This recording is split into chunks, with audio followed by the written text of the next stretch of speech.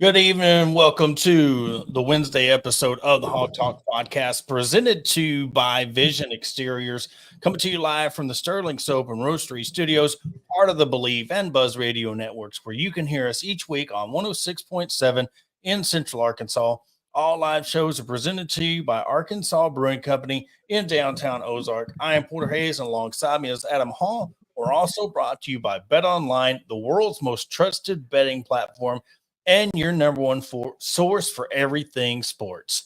Preseason football, college football, BetOnline has every stat, matchup, and even live odds and spreads for every game being played.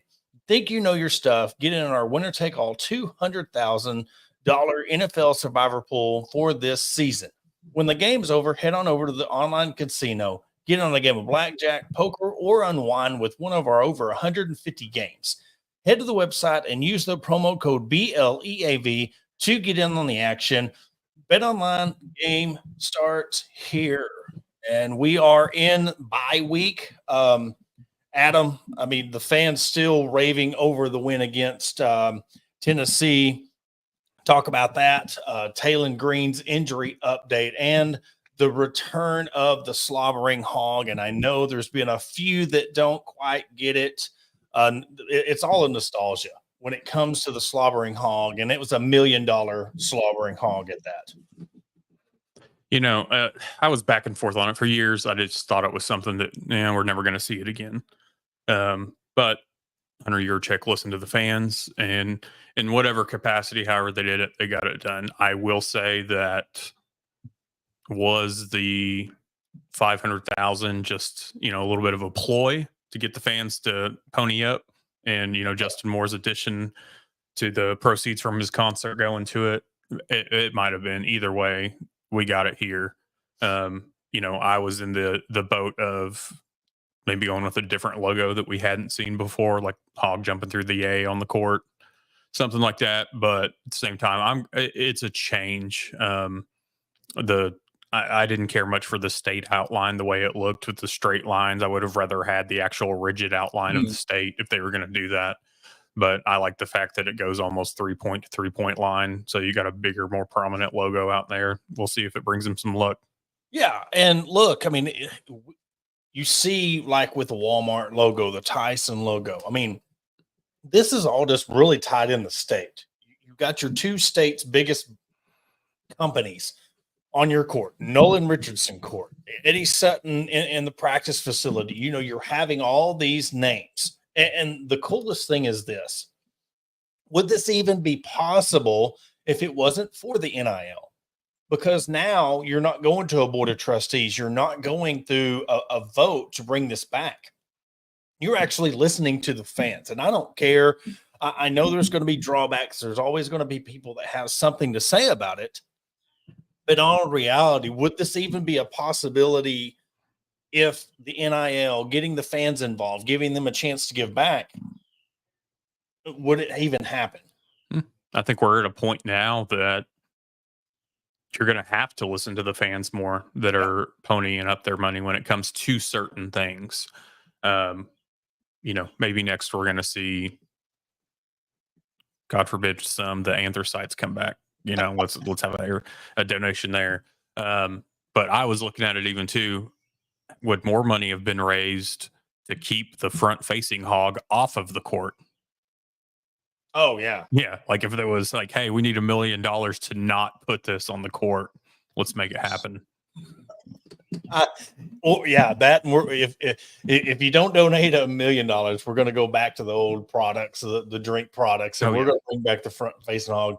And Chad Morris will be, open the booth calling plays, left lane hammer down in the end zones, But you made a great point, though. The only one that I would accept is the jumping through the air. I know a lot of people love the sweater hog with the leaning, but that's, to me, my only drawback. That's a merch deal. I love seeing that on clothes and shirts and sweaters or even hats, but being your main logo, I don't see that as an option, but on your field or on your court.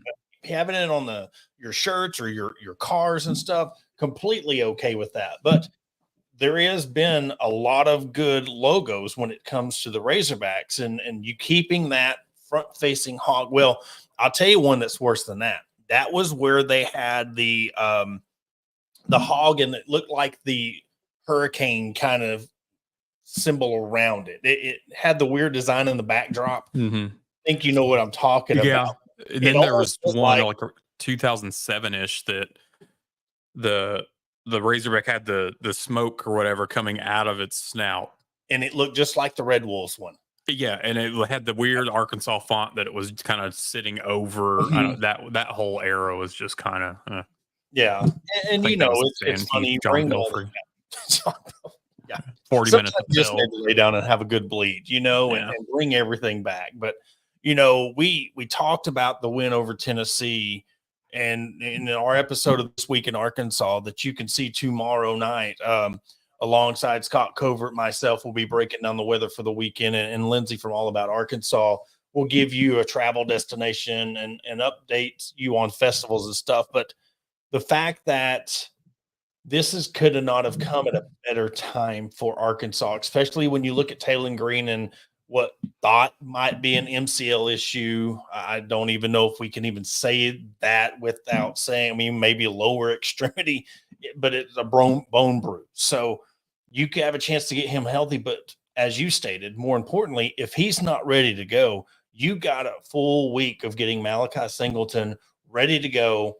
And with LSU having a big game against Ole Miss, that gives them less time to prepare for Malachi if he is indeed the quarterback next week.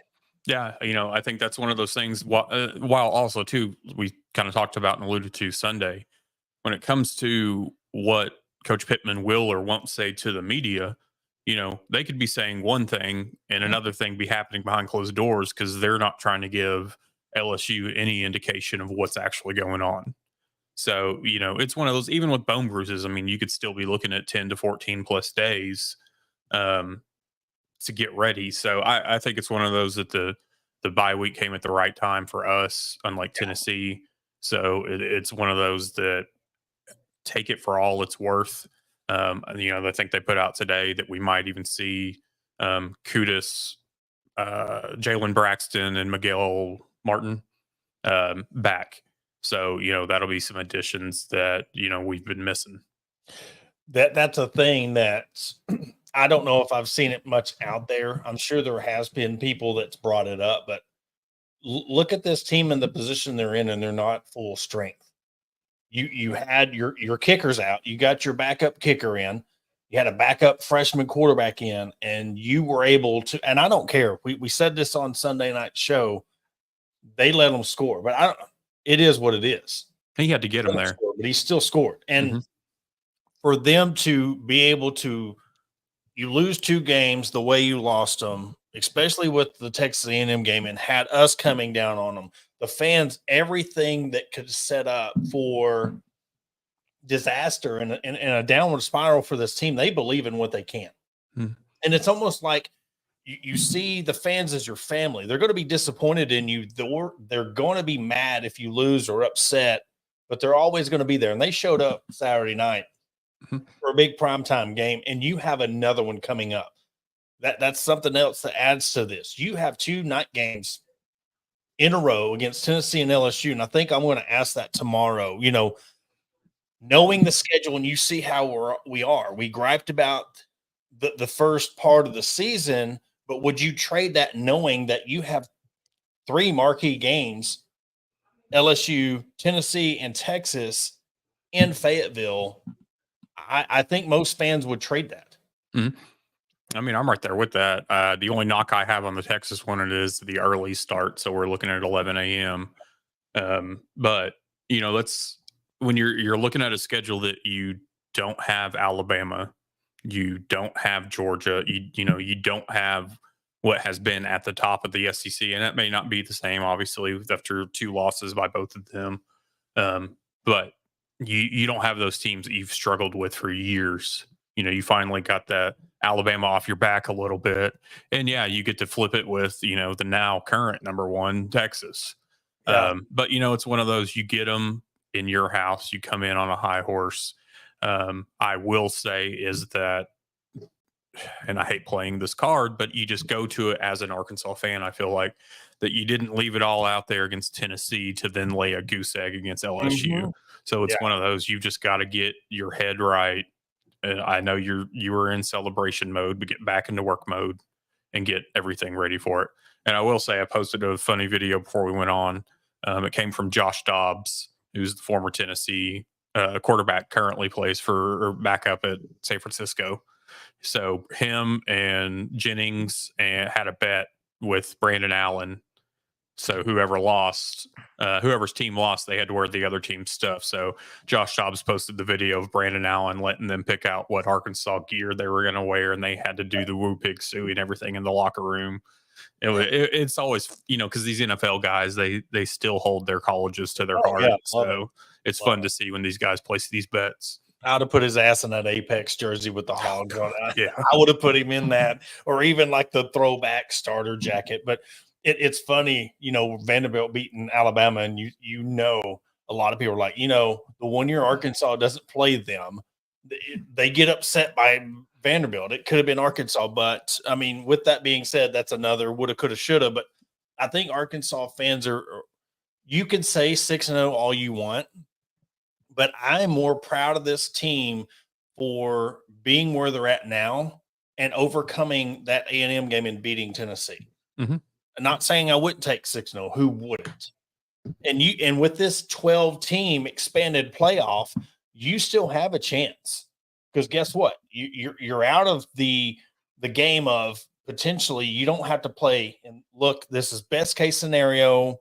Wishful thinking, I know, but it still could probably happen because of what we're seeing in college football this year. Arkansas could run the table, not have to play in the SEC championship game. And the fact that you have 12 teams now instead of 4. So, I mean, college football, we haven't really seen like Ohio State what they can, because they haven't played anybody. You look at Texas. What have they truly been tested? You're seeing all these teams, and Arkansas has a daunting schedule coming up, but so does a lot of other teams. Mm-hmm. A lot of other teams have not played their best football. They have not played the best teams that they're going to play against. And we thought Missouri was just going to run the table because their schedule looked so good, but the way Texas A&M just manhandled them, it's almost like, okay, yeah, Vanderbilt got to beat Alabama, but I really think playing in that close of a game, yes, it was a heartbreaker, but I think if we would have played the Texas A&M that played Missouri, I don't know if it wouldn't have been a worse game or per se where you could have just gotten blown out. Mm-hmm. That's why I'm looking. I think this weekend will be like a true test, really, for us to see what Ohio State really is. They go and play at Oregon. That Big Ten matchup that we've all been waiting to see. But no, number 2 versus number 3. That, in my opinion, I mean, that's the marquee game this weekend.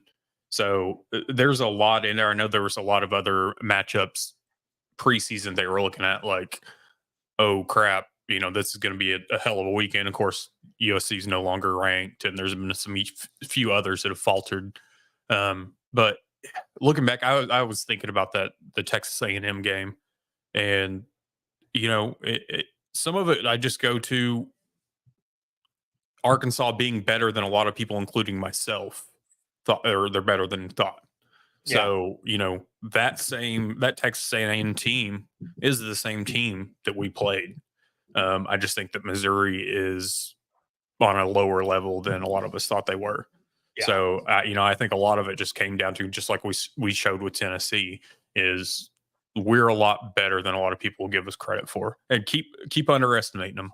Yeah. Let them keep rolling with it.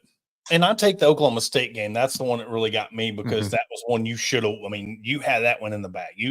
Texas A&M game, look how they were getting pressure, how they were stopping the run. They made Arkansas change their identity. Therefore, again, you could have won that game, but just how things played out, but you really go back to that Oklahoma State game and how that one was. That's the one I would want back, because that game right there puts you at 5-1. But I don't think in the grand scheme of if they run the table, it's not going to matter if you're 4-2 or 5-1 at this point. with the teams that you have still left to play. And you look, if you beat Ole Miss, if you beat Texas, if you beat Missouri, you're going to be in the 12-team playoff. Let's just, I mean, and you win all the other games. But I'm saying if you beat those 3 teams, you're going to make it to the 12-team playoff. I mean, it's just that's a stout resume too. That you're looking at a 2-loss team at this point. Mm-hmm. And that's look, even if it's wishful thinker, but it's really a possibility. Look, and where we're at last year, where we're at, other than the 21 season, to even be saying that should tell you where this program is. This isn't sunshine pumping. This isn't anything far-fetched. This is something we're looking at this team and how they're bought into Travis Williams, how they're getting into Bobby Petrino's offense. And all that's doing is this team's getting better. And you're talking about peaking at the right season. They're going to start peaking. They haven't even hit their full potential yet. No, and like we said, when this team figures out who they are offensively, I mean, it's going to be even more scary than it's been. I look at where this team's at. I mean, we're sitting at 4-2. We won 4 games last year altogether. And so, anything at this point, I'm not saying it's icing on the cake, but you're in a better position than what it was last season. So anything at this point, obviously, is better. It's an upgrade. You've done better. You surpassed last season. You surpassed a lot of people's expectations. So at this point, you just got to keep rolling with it and not settle at any point.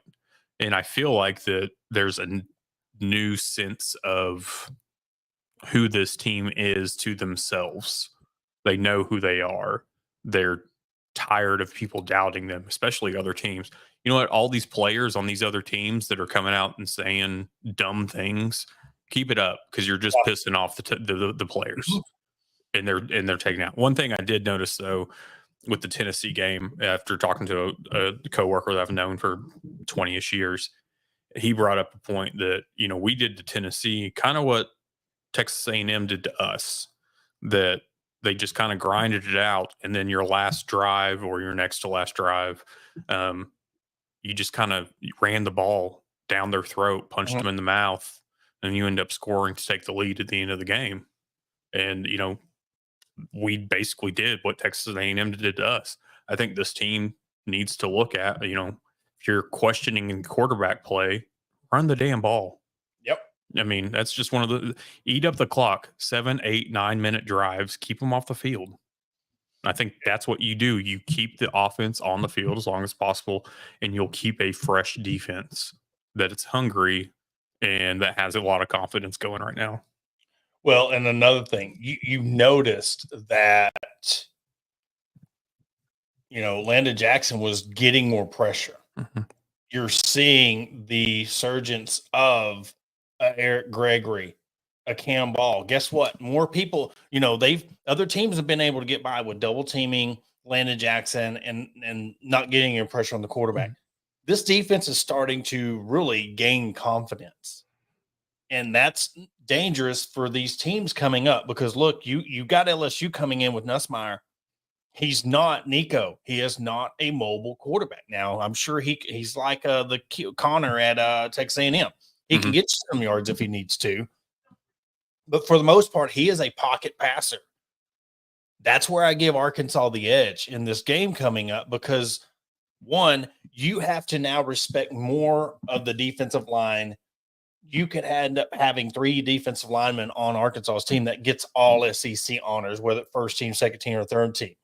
But they're really starting to wreak havoc. And with the grind of the season going on and teams wearing down, if Arkansas is getting stronger and they're grinding out, you're going to see more defensive pressures. You're going to see more sacks. And the defense that is already stout is going to get much better, because they're going to be the ones that smell blood in the water, and they're going to start wreaking havoc on these teams. No, and I think you said it perfectly too. On when this team is peaking, not peaking too early. We talk about that a lot in basketball, and then even in baseball, some once you get to like tournament time and whatnot. But too often we've seen with teams, not just Arkansas, but we've seen with other teams, that early in the season they're just hammering teams, hammering it out. bunch of sacks, interceptions, turnovers.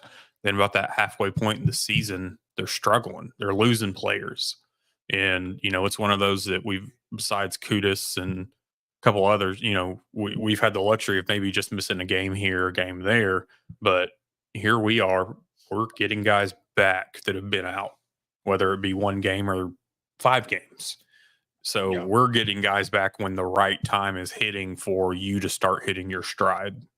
So, it's one of those that if you're coupling that with long offensive drives and keeping your defense fresh and healthy, plus you've got the guys coming back from injury to just help your depth.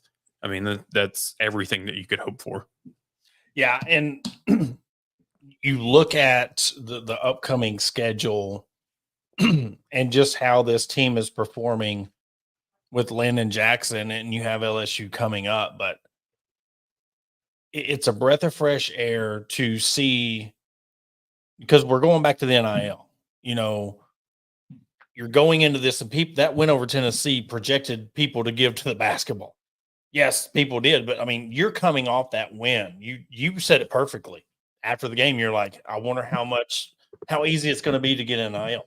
This game, I know we say it every week, but this game coming up is the most important game of the season against LSU, because one, that's going to prove that Tennessee game wasn't that one-off game. You need to put 2 big wins together in a row. Then you get Mississippi State, Ole Miss, La Tech, Missouri, and I think that order is correct. I think that's how it is. But LSU, Mississippi State, Ole Miss, Louisiana, or Texas, Louisiana Tech, Missouri. Texas. Okay, I knew I left the game out. Okay, but you're building off that win, and I'm telling you get the team believes in themselves. But now you're like, oh my, we put 2 games in a row. Then you go to Starkville and play Mississippi State, which is here, I believe, right? Yeah. The only away games left, we got La Tech and Missouri. I misspoke there, but either or. You got the game against LSU for the boot. So now, look, you beat Tennessee. They're selling the goalposts. You got the slobbering hog back. All right, let's get to where now we get the boot. We're going back to that 21 season. We're talking about going bowling and getting the boot and winning these games, winning the bowl game. You're building that momentum, and you're doing it in a legit year against legit teams, and you're getting stronger. Mm-hmm. I mean, let's look at that remaining schedule. I think Mississippi State's I don't want to call out Mississippi State a gimme, because I don't think any game in the SEC is. We've seen that, but it's a team that has struggled. So it's obviously very winnable game. You just got to go travel right. I think it's good to have the momentum that we have, the fan support, to have to have LSU, Ole Miss, Texas come into your house. That's something that you desperately need. You touched on the attendance, the crowd, and everything this last Saturday, and I'm kind of wondering, because fans put a lot more into the Arkansas LSU game, that with Tennessee game being the 6th highest ever at Razorback Stadium, I'd look at, is this LSU game going to surpass that? Oh yeah, I would rival this with that Texas game. I think I said that on Sunday. I mean, if not surpass it. But Adam, you're giving a team that's had their backs against the wall. They've been the underdog all year, chip on their shoulder, and you're giving them confidence. They beat LSU next week. I'm telling you, they're going to be, you want to go into every game thinking you're going to win. Now they're going to go into the game knowing we can win every single game left on the schedule. Now, I want to see Texas play, I'm really not throwing that Michigan game in there. You know how those early season games go, but they're not really having much performance. They haven't played anybody outside the Michigan game. So let's see how this weekend, they got OU, they got their big game coming up. So when you have the remaining schedule, You have that game against LSU. You don't have a Heisman Trophy quarterback that you're trying to contain. And a team, I mean, you almost won last year. So it wasn't like the Auburn situation where you got blown out and then you're trying to make up for that. You want to beat LSU. And this is like I said about the Missouri game. I think Missouri is the only team that wants to beat you more than you want to beat them. LSU is this game for Arkansas. Arkansas and Arkansas fans want to beat LSU more than LSU wants to beat Arkansas. And that is another where I give Arkansas that edge is we're going to be hungry, but we also have to think about how is LSU going to be coming off of this game, whether it's a win or a loss. We don't know. There's a lot going into it, and it sucks. I know we need the week off, but it's just the sitting and waiting now after you're kind of on this high, you're ready for it.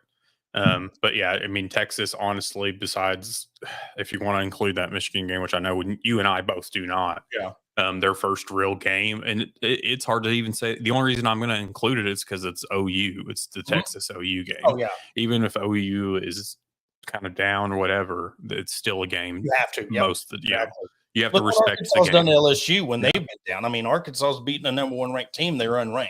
And then you have to go into this game. And then Texas is home against Georgia next week. So I think it's next week. 10-19. Yeah. So they've got back-to-back OU, then Georgia. So Texas will finally get kind of a, hey, here's what the SEC is all about.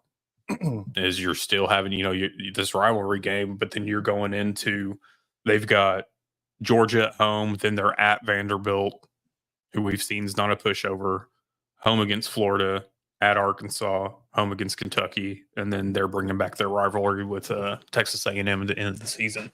Yeah. So, it's one of those that their schedule has favored them in the aspect of opponents. What do you think?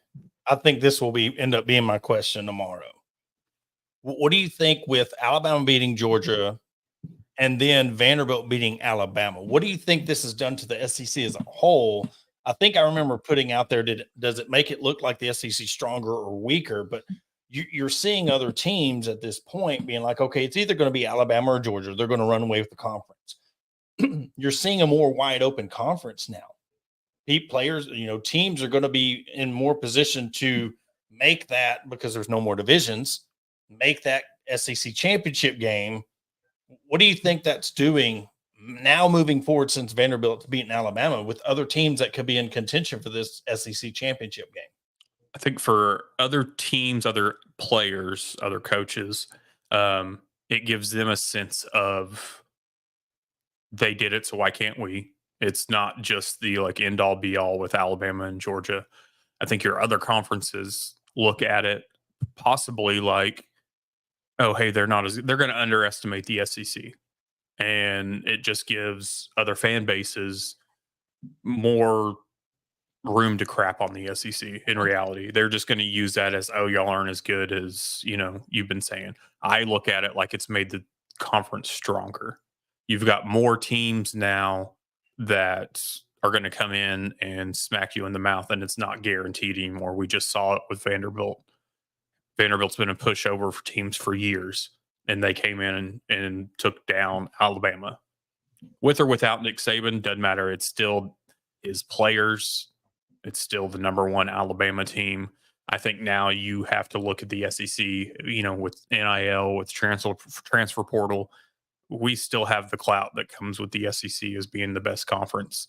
So now you're just seeing more players spread out to slightly even out some of those teams. There's not as many bottom feeders as there once were. You look at this weekend schedule outside of Missouri, because they play UMass, which we keep on saying how easy their schedule was. You got Alabama and South Carolina, Texas OU, Mississippi State, Georgia, Florida, Tennessee, Ole Miss, LSU, and the sneaky game, Vanderbilt and Kentucky. I don't know. And I'm going to look at week 8. You got South Carolina, Oklahoma, Auburn, Missouri, LSU, Arkansas, Georgia, Texas. Look, these next 3 weeks, Texas Vanderbilt. This is week 9. Missouri, Alabama, Oklahoma, Ole Miss, LSU, Texas A&M, Arkansas, Mississippi State, Auburn, and Kentucky. These next 3 weeks are going to cause chaos in this 12-team playoff scenario, and who's going to come out and be in the SEC championship game. I was just thinking, oh man, have we ever seen a slate like we're going to see this weekend? But geez, look, I'm looking at the next 4 weeks or next 3 weeks. You got week 7, week 8, week 9. The next 3 weeks.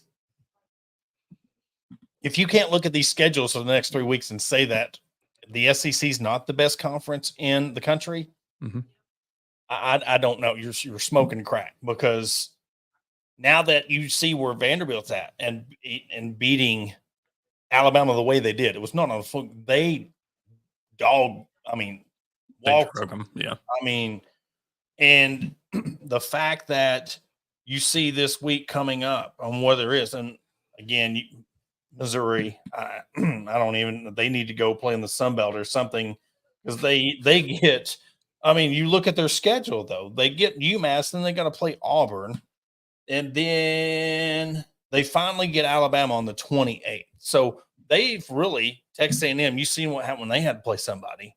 So not always having a cupcake schedule helps you out, because you get blown out 41-10 by Texas A&M, but you don't have another key game until week 10. And would you say they play Auburn coming up? Missouri plays Alabama in week 9 on 10/26. Okay. So they have a couple of weeks off per se, but it just shows you that Missouri still got blessed with that SEC East type schedule where you're not playing all the top teams. And okay, so yeah, the game I'm thinking of, that they play Auburn after Massachusetts. yes, and I'm like, Auburn's 2-4, but Auburn's going to embarrass somebody. So why not be Missouri? Auburn's almost beat OU. Our game was what it was, but there's been some games that Auburn shouldn't have lost, or were close in it. I won't say shouldn't have lost.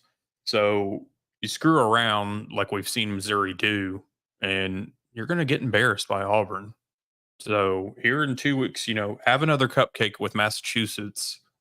Go see the sights up there. Is that game at Massachusetts? Who in their right mind schedules this stuff? Yeah. Good Lord. Okay, that just baffles me. But have your trip up to the Northeast and then get ran by Auburn. That's just what I hope for. Yeah. We praised what this team's done, but I really want to go back to the slobbering hog. I made a comment about really tipping the cap to Hunter Yurchek, but I also want to talk to the fans that donated. They didn't have to. Look at the whole athletic program, and you're looking at this football team and asking for the fans, and even if it was kickstarted by Justin Moore and the concert and 100,000 Rice Barbecue getting involved, but for everybody to rally around and get $500,000, if that is indeed the case, you got to tip your hat to this is the best fan base in college football, because what other fan base coming off a loss the way they did, you bounce back and win, but yet you're still able to raise the amount of money they did. And I know the fact that I've kind of contradicted myself in a way, because it's like the fan, you're asking the fans for these donations, but it's almost like you're giving them something in return, like the 50-50 raffle. You're giving them money, but you're giving them something that when they go to Bud Walton Arena, they see Barnhill, they see the slobbering hog, they are reliving those memories, because guess what? That's the crowd that is going to give you the most money. The ones our age in our 40s that is able to give $10,000-$15,000. I'm sorry if you're not in your 40s yet. I'm sorry. No, I'm not there yet. But the generation. Yeah. I'll walk that back. The generation that we're in, we're able to do that. That's what we want. That's what our generation is going to give money to see, and they want a winning product again. And this game against LSU could take you back to what you thought you were getting with this Bobby Petrino hire. It puts you back to where you believe that they're going to beat everybody that walks into Razorback Stadium on any given Saturday. We've both been back and forth on the whole NIL thing, how they've gone about it.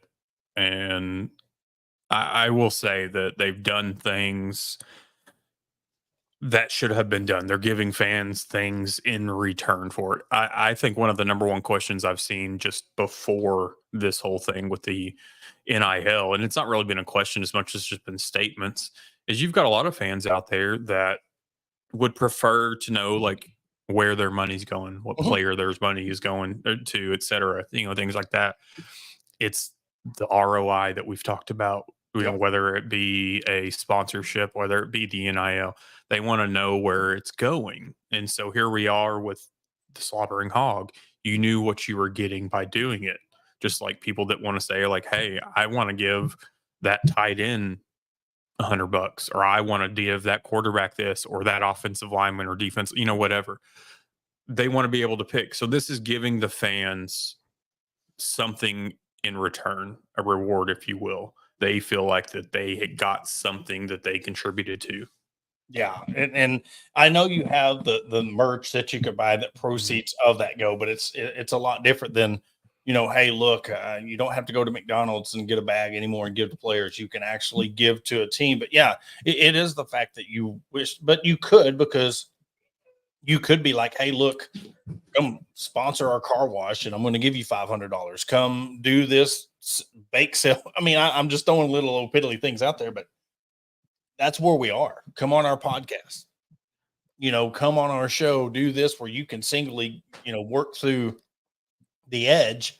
And it's basically like you're working through a third party. We're trying to work with a couple of players to do that, but you have to go through the collective, get an agreement. This is what you're going to do per episode they come on or per event that they attend. And that's how it works. So it's been really good, because I know the whole landscape of college football and it has its pros and its cons. But to me, for Arkansas, and this is just Arkansas in general, I think the pros have outweighed the cons in this situation. Well, and I think my biggest knock on like the apparel side of things, with hats, t-shirts, jerseys, whatever, it's one of the same reasons that even me being an NFL fan is I don't like buying jerseys or shirts with a specific player on them, because in the NFL you get traded, whatever. If you retire for that team, that's one thing. Ray Lewis, Ed Reed for Baltimore. But, here we are now with the transfer portal, much like players being traded at the NFL. I don't know if this guy's going to be here next year. Yep. So it's hard for me to want to buy a T-shirt with them on it when they may not be here anymore. Yeah. So, it's a lot easier to buy a shirt that just has an Arkansas logo on it versus one with a player that may decide to leave.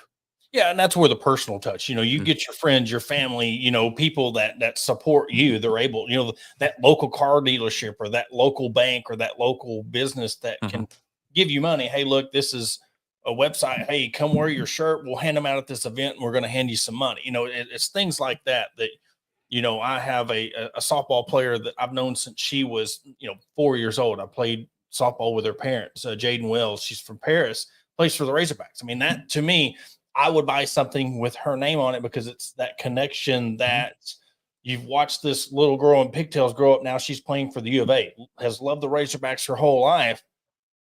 That's where that personal connection. But guess what? The whole community of Paris will give to her merch, and then you get everybody involved. I mean, that's where it comes in. That's the beauty of it. Yeah. And, looking back, if they had this just a few years prior, right down the road from Fayetteville, you would have had a bunch of Northside people, but Isaiah Joe, Jalen Williams. Bet your ass that you'd have, half of the parents, current students, et cetera, buying up stuff from the university and the NIL collective if it had their names and pictures, characters, whatever on there. Yeah. Well, we're going to wrap up this show.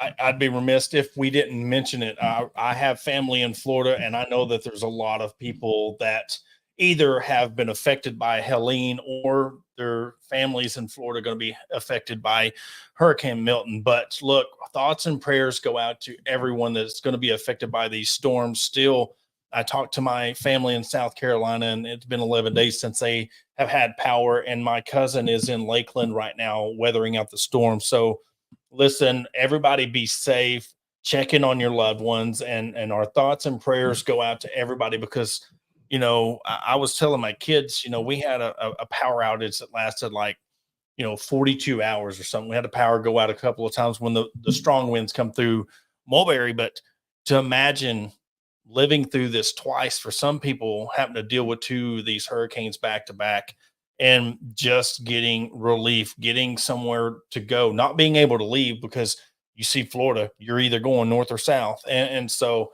I really want to end the show tonight on that, and just hopefully everybody makes it okay and there's not as much as casualties as there was with Hurricane Helene.